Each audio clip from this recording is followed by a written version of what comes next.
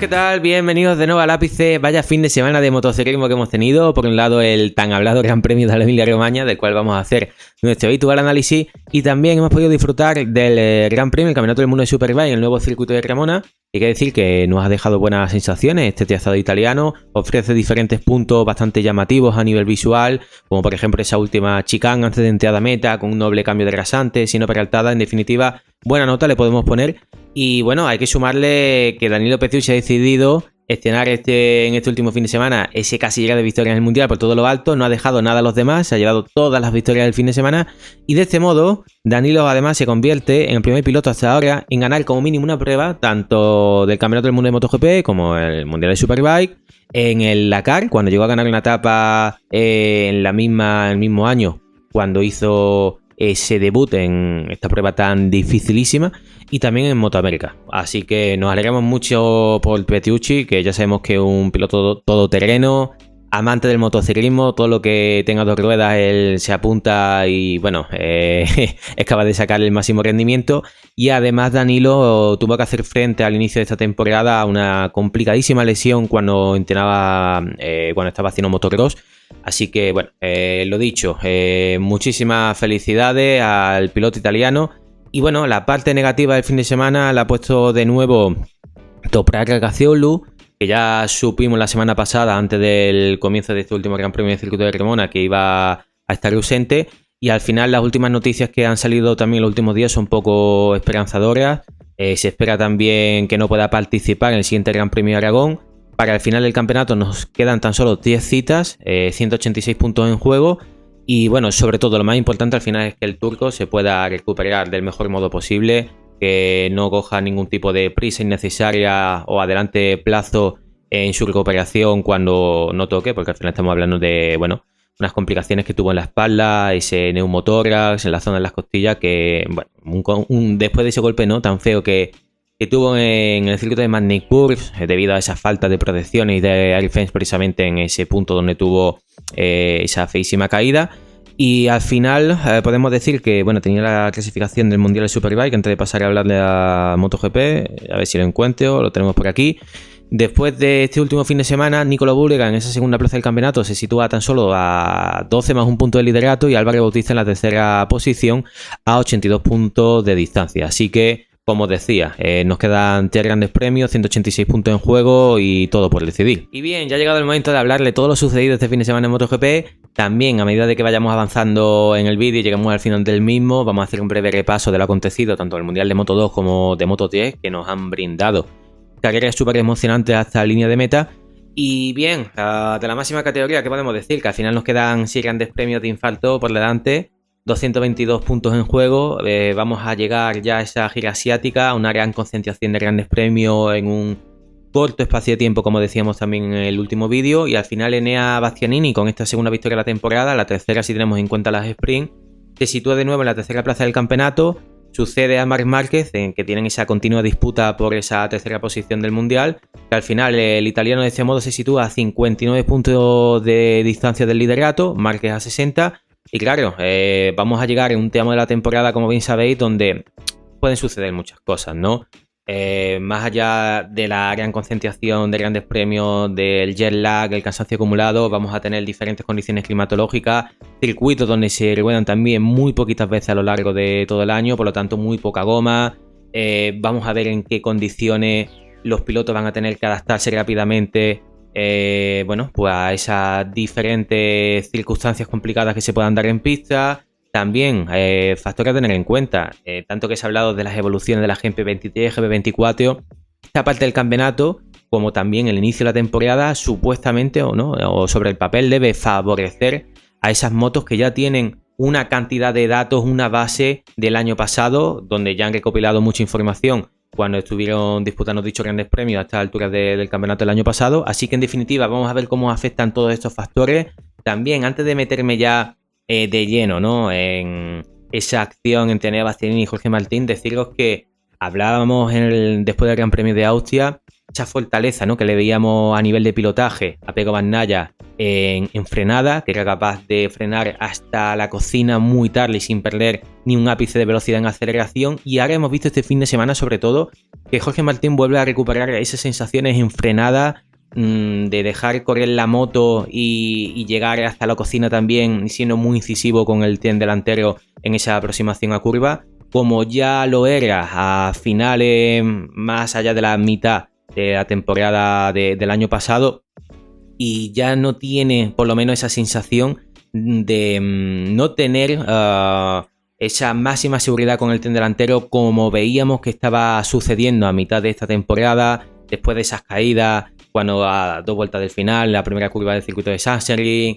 en Mugello, en Jerez, también esas faltas de sensaciones que se le veía en aproximación a curva después del Gran Premio de Gran Bretaña. Así que, para que veáis, ¿no?, al final todo va cambiando muy rápido a nivel de sensación, de búsqueda de esa mejor puesta a punto posible, donde el piloto que encuentre ese clic y ya se encuentre con el mejor feeling posible puede marcar las diferencias. Y dicho lo cual, vamos a analizar la acción más controvertida de todo el fin de semana, así que os traigo la habitual consecución de fotograma, la ponemos a pantalla completa y lo vemos un poquito mejor. Última vuelta, frenada de la curva 4, cámara on board de la moto de Bastianini y vemos cómo Jorge Martín naturalmente está dejando ese interior libre para que Bastianini pueda buscar el hueco. Pero claro, es que a su vez Jorge Martín, dentro de que estaba teniendo líneas defensivas en las últimas 2 vueltas para tapar huecos como fuese, también necesitaba no lastear tanto la aceleración a la salida de esta curva 4, porque al final, como decíamos en el último vídeo, desde la salida de este viraje hasta la frenada de la curva 8, todo se hace con gas. Por lo tanto, hasta la contrarreloj después de la curva 6, como lastes también esa aceleración, al final tu tiempo por vuelta se ve muy perjudicado. Por lo tanto, una trazada normal, ¿vale?, en la que podemos decir que va a enfrentar en aproximación a curva a partir de este momento Jorge Martín. Ahora bien, quiero que os fijéis en lo mismo que yo, por lo menos en directo, sinceramente me dio bastante impresión. Mirad la pierna de Jorge Martín, cómo la extiende en el momento de la frenada, cómo la sigue extendiendo y cómo se va acercando la moto de Bastianini a esa velocidad, como estamos viendo en el momento de la desaceleración en primera, a unos 147 en esta captura de pantalla, la moto de Enea. Llega el momento en el que Jorge Martín empieza a meter la pierna hacia adentro, ya empieza, yo creo que a notar obviamente y a escuchar el motor de la moto de Bastianini muy cerca, y aquí ya pasamos a la parte de la cámara frontal, ¿no? Al final, Enea Bastianini en este momento, la imagen es brutal, con el tren delantero cruzado. Ahora, si avanzamos en la siguiente consecución de fotogramas, me parece que vamos a poder apreciar cómo está haciendo prácticamente tope de dirección, con la horquilla completamente comprimida, como Jorge Martín está buscando, ¿no?, lanzarse al ápice de esta curva 4, y Bastianini lo que tiene que hacer, viendo el poco espacio que se le queda y cómo se van a cruzar las líneas, es intentar poner la moto lo más recta posible, no como he escuchado en algunos sitios para intentar echar deliberadamente a Jorge Martín, no, nada más lejos de la realidad. Al final lo que está buscando el piloto italiano es intentar entear con la menor inclinación posible, porque en ese momento, si busca el máximo ángulo, el tren delantero se cierra y aparte de caerse él, también se lleva a Jorge Martín, pero sin duda. Seguimos avanzando, veis cómo ya Jorge Martín, reflejo de felinos en ese momento, rápidamente y de forma muy hábil empieza a levantar la moto. Ya Enea Bastianini empieza a meter esa pierna derecha, empieza a cobrarla prácticamente en la estribera. Veis cómo está haciendo toda de dirección el tren delantero totalmente cruzado al lado opuesto a donde es esa curva derecha, y ya como Jorge Martín empieza a prácticamente a tocar tanto con la parte de su mono del brazo, y parte también, del codo, y un poquito incluso del hombro, ese carenado, ese lado izquierdo de la moto de Enea Bastianini. Llega el momento ya en el que Jorge Martín obviamente tiene que levantar la moto por completo, abrirse hacia afuera y seguimos avanzando. Ya este ha sido el momento donde Enea Bastianini está dentro de esa curva 4 y Jorge Martín directamente va a irse a la zona azul. Seguimos avanzando y bien, quiero que os pare en este momento porque obviamente todavía no he dado mi opinión y os la voy a decir muy clara, no os preocupéis. Sin embargo, he escuchado mucha gente que defendía que esta acción era sancionable solo porque Enea Bastianini a la salida de esta curva llega a pisar la zona azul y por lo tanto, como se queda fuera de la zona asfaltada de la pista, de la zona delimitada, que es donde se debe ir, ¿no?, por reglamento, pues entonces debería ser sancionable. Pero tampoco, nada más lejos de la realidad. Al final Enea Bastianini sí que llega a hacer la curva y se acaba yendo largo. Mirad, Enea Bastianini es bien sabedor de la liada que acaba de hacer. Que acaba de mandar a Jorge Martín, pues bueno, varios metros hacia afuera de lo que viene siendo la trazada habitual de esta curva, y se interesa, obviamente, se preocupa para saber si primero ha mandado a Jorge Martín al suelo y por ver dónde está, en este caso, su máximo oponente. Cuando gira para el lado contrario al que es la curva, mirad, es en el momento donde Enea Bastianini pisa el azul. Por lo tanto, si el piloto italiano no levanta en ese momento el casco, no hace por interesarse para saber dónde está Jorge Martín, hubiese seguido en el asfalto. Por lo tanto, estamos diciendo que si Enea entonces no hace eso y se queda en el asfalto, esta acción es totalmente limpia. Esa es mi pregunta. Porque, a ver, para mí, el quid de la cuestión en esta acción, y bueno, ya aquí acabamos la consecución de fotograma, ya veis dónde ha acabado Jorge Martín, es que es brutal, ¿no? No está en si Enea Bastianini justo ha pisado la zona azul, que primero, solo es sancionable cuando te sale de la pista, solo es considerado como sobrepasar los límites del propio circuito cuando está la zona verde, es decir, donde está ese canal de sensores que saltan cuando la parte más mínima del neumático llega a pasar sobre ella. En este caso no es así, por lo tanto, este no puede ser el límite que usemos para saber si esa acción es sancionable o no. Y bien, lo que os voy a decir, en el pasado hemos tenido muchas acciones de este estilo que han marcado un mal precedente. 2005, Valentino Rossi, 7 Gibernau, última curva de Jerez. Mismo punto, año 2013, Marc Márquez, Jorge Lorenzo. En definitiva, hemos tenido acciones de este estilo que nunca se han sancionado en una última vuelta, y parece que cuando llegamos a la última vuelta, todo lo que no ha valido en las anteriores ya se justifica. Por lo tanto, podemos decir de algún modo que el fin justifica los medios, ¿no? Bien, Jorge Martín deja un hueco, sí. Que es algo natural también. Que la acción de Enea Bastianini está en el puro límite, igual. Ahora, si nos vamos al pasado, obviamente esta acción pues más de lo mismo y entonces no debería ser penalizable. A mí este tipo de acciones no me gustan porque ya no es un block pass, al final estás echando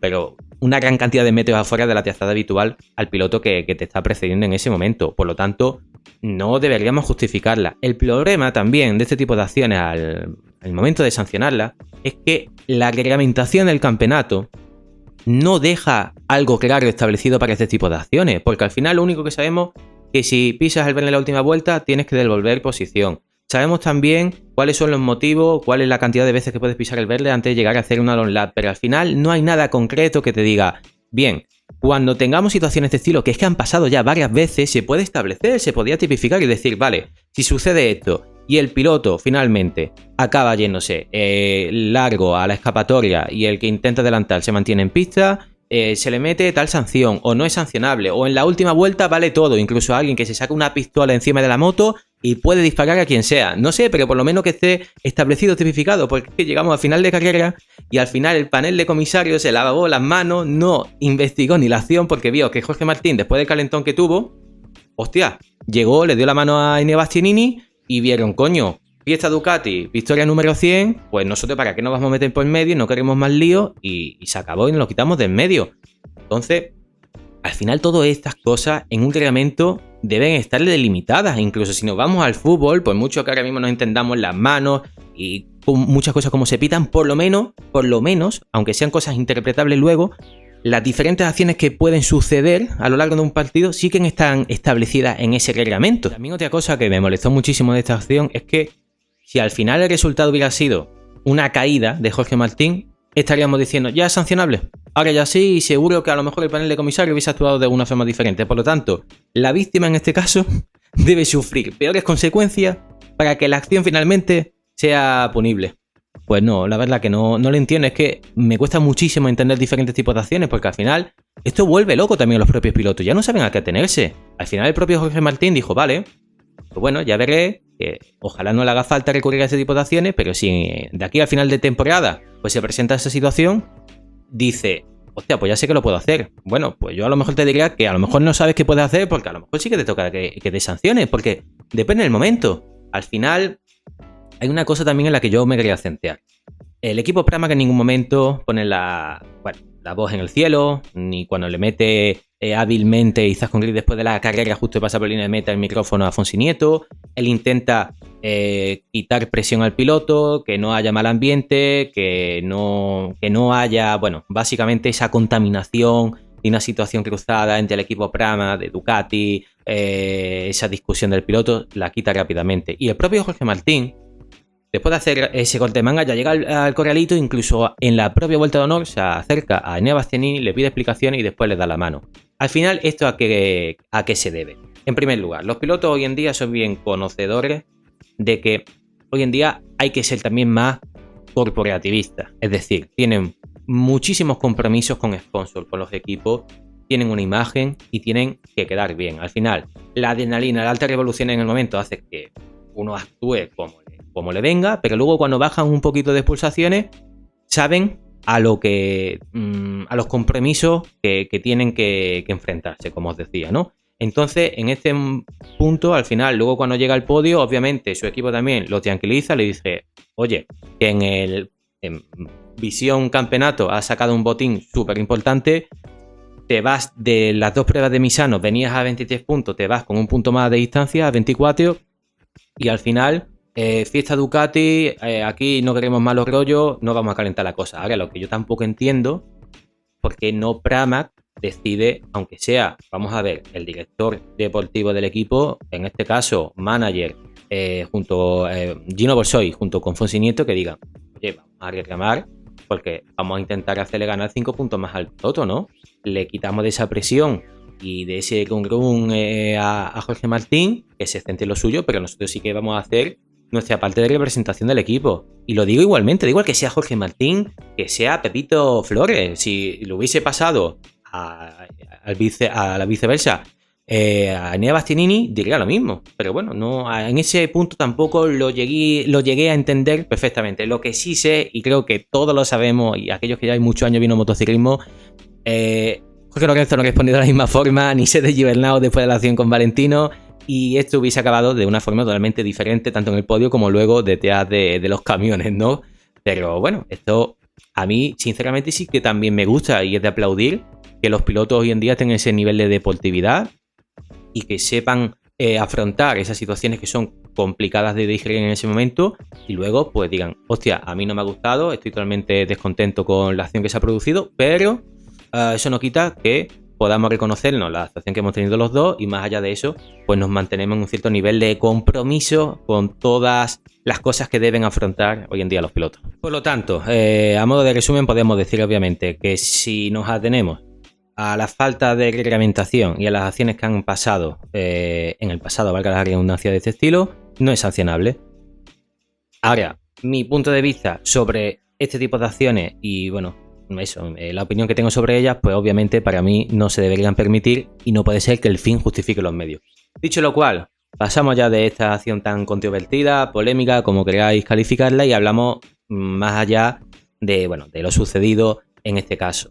Jorge Martín, que hizo otro pedazo de salida el domingo, como bien veis en la foto que hemos puesto de fondo del marco que usamos para el vídeo. Al final, en el momento de la frenada, cuando Jorge Martín está en paralelo con Pecco Bagnaia y ve que se aproximaba por el exterior, suelta los frenos más tarde, eso hace que se vaya más largo y en cambio de dirección le gane la posición Pecco Bagnaia en la partida de la segunda curva. En ese momento vimos a un Pecco Bagnaia en complicaciones, ¿no?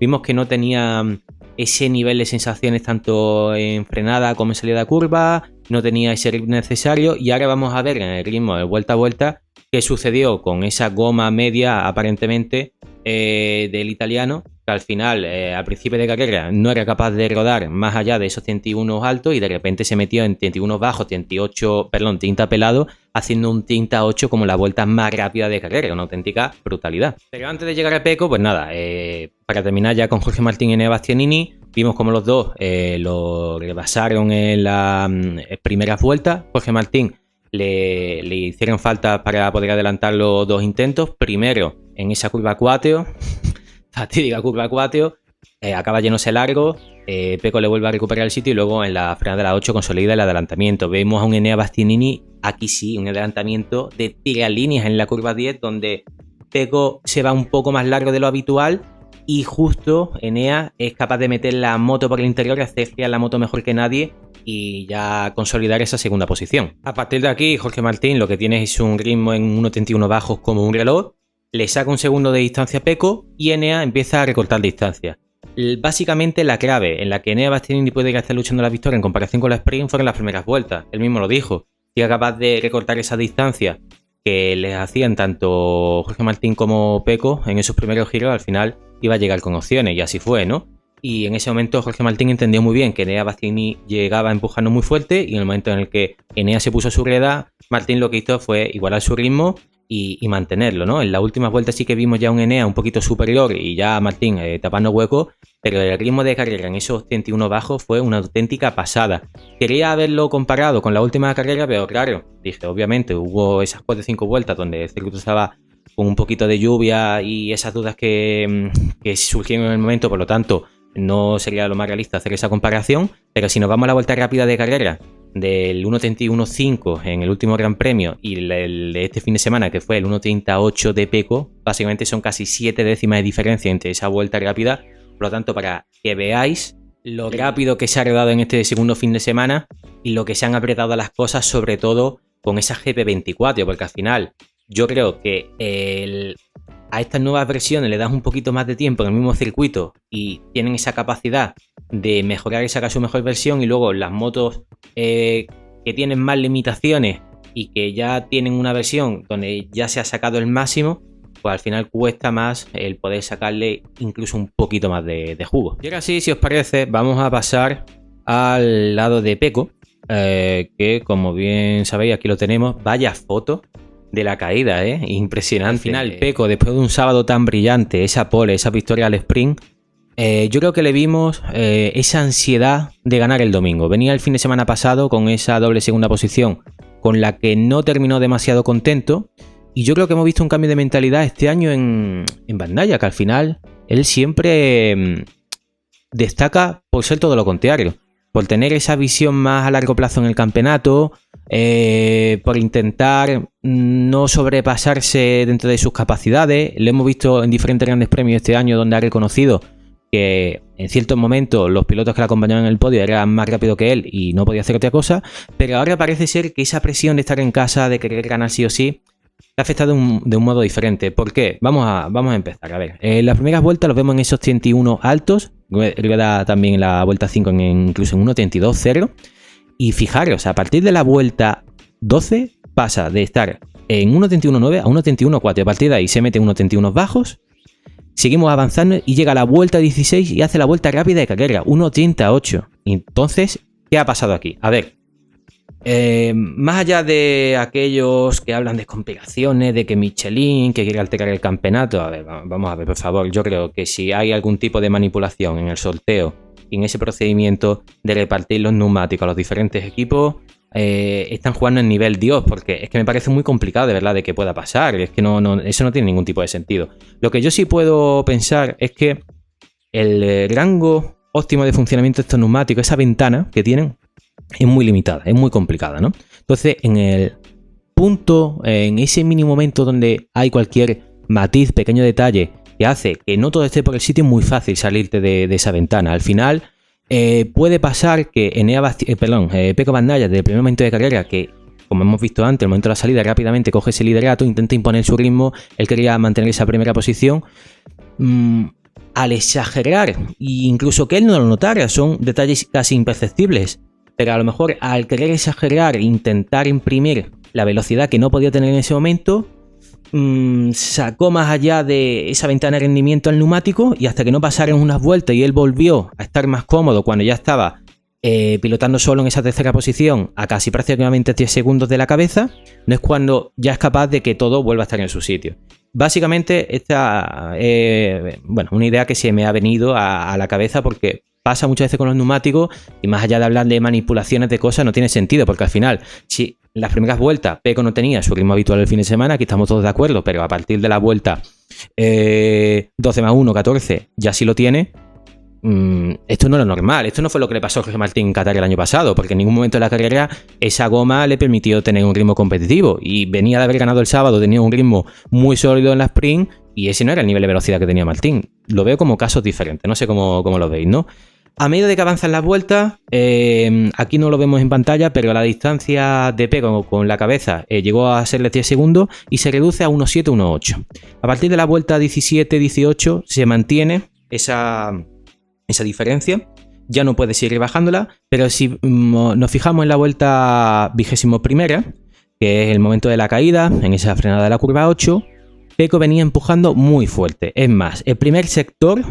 lo hace igual, lo replica al de su vuelta rápida, 25.504, igual. Eso significa que seguía apretando. Pecco tenía en la cabeza pillar al grupo de cabeza, recortar esa distancia que le habían sacado en las primeras vueltas del modo que fuera. Entonces, cuando llega esa caída en la frenada de la curva 8, que la verdad que es un poco extraña porque no tiene la moto ni completamente recta, pero tampoco completamente inclinada, todo lo contrario, estaba empezando ya a hacer esa aproximación a curva. Y la pierde de repente por completo. Hace ese bloqueo del tren delantero. En el momento de la caída, que no os he traído las imágenes, pero bueno, si no la habéis visto seguro, está en YouTube, en Twitter. La horquilla totalmente comprimida. Y claro, lo que yo no entiendo es la explicación de Pecco. Él dice que se ha ido a la telemetría y que han visto que concretamente había frenado 18 metros antes. ¿18 metros? Me pregunto yo, de verdad, en serio, hacer esta reflexión. Son muchos, ¿eh? No estamos hablando de medio metro, un metro, que en el momento de las tiazadas, cuando decimos que si al hacer el tren delantero porque ha ido una gota más abierto, ya incluso en esas ocasiones es demasiado, pero 18 metros es una auténtica barbaridad, no lo entiendo. ¿Por qué ha frenado tan pronto cuando venía en una vuelta en el que estaba replicando el primer sector de su vuelta más rápida en carrera, de ese 1.38? No lo entiendo. La única explicación que le puedo encontrar básicamente es que Pecco frenó antes, pero pasando por una zona más abierta, puede ser en ese punto de la frenada, sabiendo que a lo mejor estaba bacheada y frenando hasta la cocida y metiéndole más presión a la meta de freno delantero y por eso bloquea posteriormente el tren delantero. Es la única explicación porque no lo entiendo. Igualmente, como no tenemos los datos de telemetría, pues aquí podemos básicamente lanzar una moneda al aire y hablar del nivel de sensaciones más allá de los tiempos por vuelta, los sectores que estamos viendo. Lo que sí sabemos es que en esa vuelta, cuando tiene la caída, sigue empujando, que Pecco quería llegar al grupo de cabeza y que al final esto se convierte en el 7º cero de la temporada, cuando precisamente el italiano había reconocido hace poco grandes premios que no quería ni podía permitirse ninguno más. Y bien, para terminar el podio, me voy por aquí, os voy a poner la siguiente imagen, a ver si soy capaz de ponerla. Vale, aquí estamos. Perfecto, Marc Márquez. Pues bueno, en un fin de semana donde hemos visto anteriormente que el ritmo de carrera es que ha sido una auténtica brutalidad. Él básicamente replicó el mismo ritmo que tuvo en el pasado Gran Premio y bueno, su posición natural era el cuarto.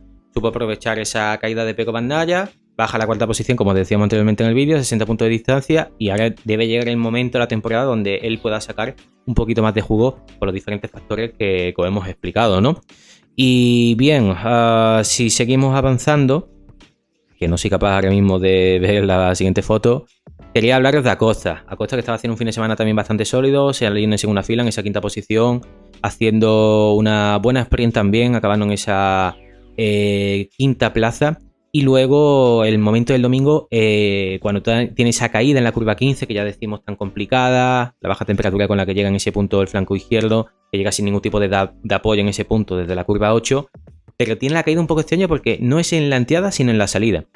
Y puede tener relación, puede ser, ahora mismo, claro, esto también lanzaré un poco de moneda al aire porque no hace falta datos para verlo, pero bueno, como hablamos de esa ventana y ese rango de funcionamiento del neumático tan limitado, Acosta tuvo en parrilla de salida un problema con el generador, que es el encargado de meterle esa temperatura suficiente con la que tienen que salir los neumáticos a la pista, y pues puede ser esa causa directa, la de la caída de Acosta, ¿no? Aún así, otro cero más, pero vemos que a nivel de velocidad, aparte de mojarle la oreja a Jan Miller, que ya mejor ni hablamos, que ya sabemos que ha firmado oficialmente con el equipo Pramac para el año que viene por una sola temporada, también Augusto Fernández, que el pobre, pues bueno, sufriendo como bien sabéis, y yo creo que esperando ya el año que viene para poder firmar como piloto probador de Yamaha en MotoGP, y luego a Brad Binder, que es que al final el piloto de referencia a la fábrica es Acosta. Yo creo que este año el estar en una moto, que obviamente no es la puntera del mundial, pues también le está laceando de sacar ese máximo nivel de rendimiento y le hace cometer más fallos. Y también quería hablar de Fabio Quartararo, que ha hecho otro fin de semana espectacular. Esperemos que la Yamaha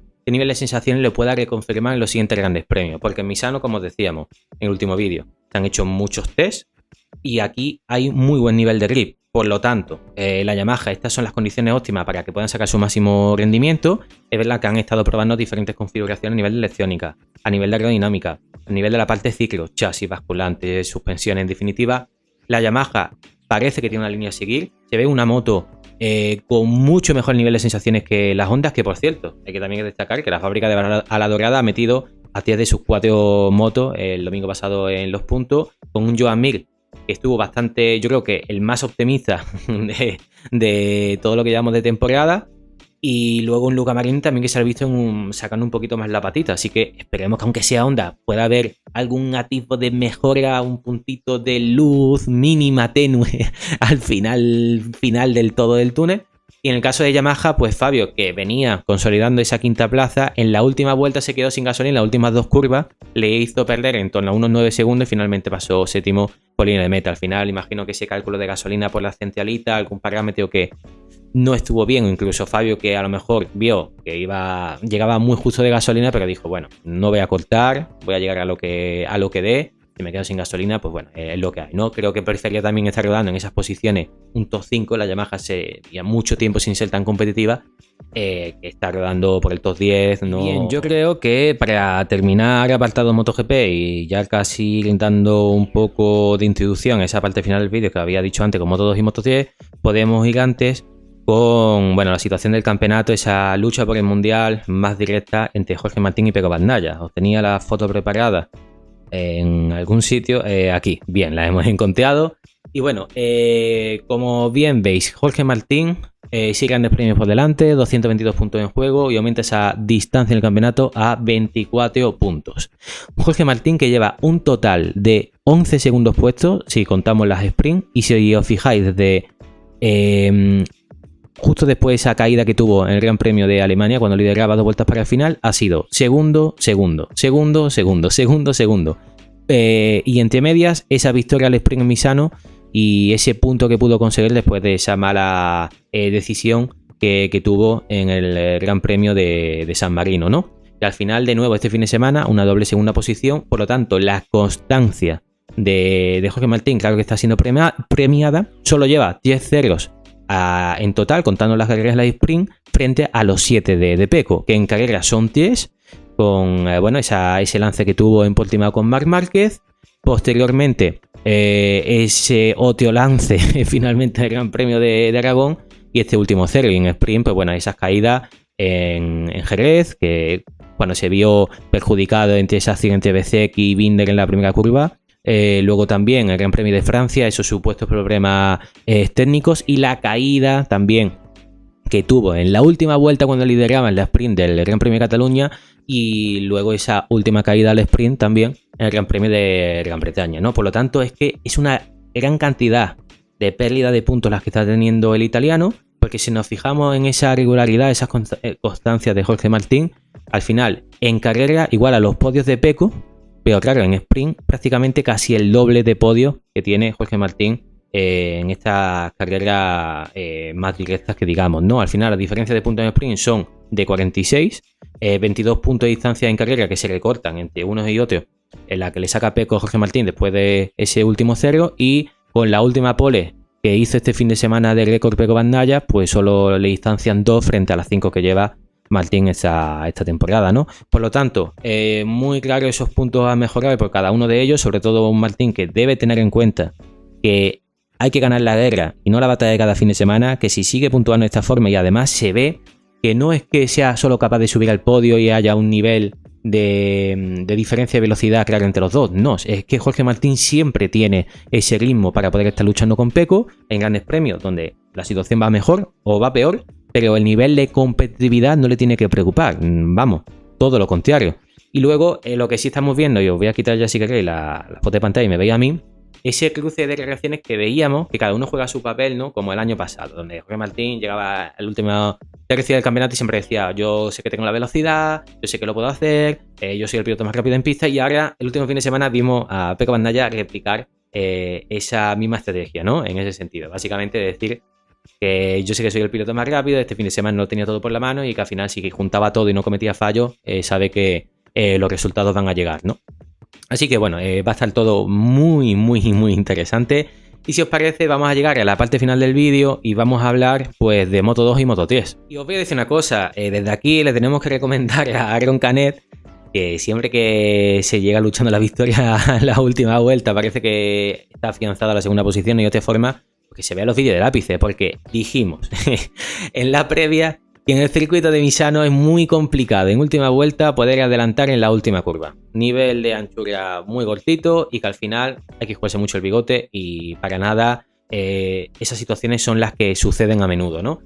¿Qué hizo Aron Canet? Que cuando se vio como líder después de ese fallo que tuvo Arbolino, que lenteó 2 veces el punto muerto después de la consecución de curvas rápidas a derecha, con la mala pata, que aquí os voy a explicar muy rápido porque he visto algunos que como que no entendió por qué lenteaba el punto muerto. Muy bien, la relación de cambios en Moto 2 y Moto 3 es primera, punto muerto, segunda, tercera y así sucesivamente seguimos subiendo. En MotoGP no, punto muerto, la parte inicial y luego primera, segunda, tercera. ¿Qué pasa? Que cuando los pilotos tienen que bajar a velocidades tan bajas con esa horquilla de la curva 14, cuando van a bajar a primera se le puede quedar el punto muerto y a partir de aquí liada porque no reduces la velocidad, la moto sube de vuelta y tienes que levantar y irte a la escapatoria e irte largo sí o sí porque no te queda otra. Eso es lo que le sucedió a Tony Arbolino, que estaba haciendo un fin de semana muy competitivo, también como el pasado Gran Premio, y que bueno, vio sus opciones de victoria después de haber estado peleando con Aron Canet, liderando el grupo, pues ya tiradas al traste.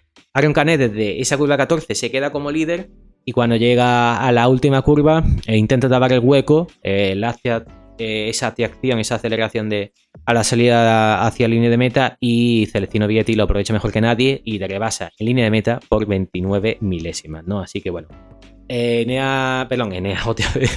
Celestino Vietti que suma la segunda victoria de esta temporada. Menos mal que Aron Canet la pudo conseguir, la primera en esta categoría en Portimao esta temporada, porque si no también el pobre estaría flagelándose todos los días, ¿no? Es verdad que vemos, sobre todo a partir de la mitad de esta temporada, cuando también en el campeonato llegó al Gran Premio de Gran Bretaña, el circuito de Silverstone, que Canet ha recuperado un nivel de consistencia en el podio, de regularidad, de velocidad bastante a tener en cuenta por su parte.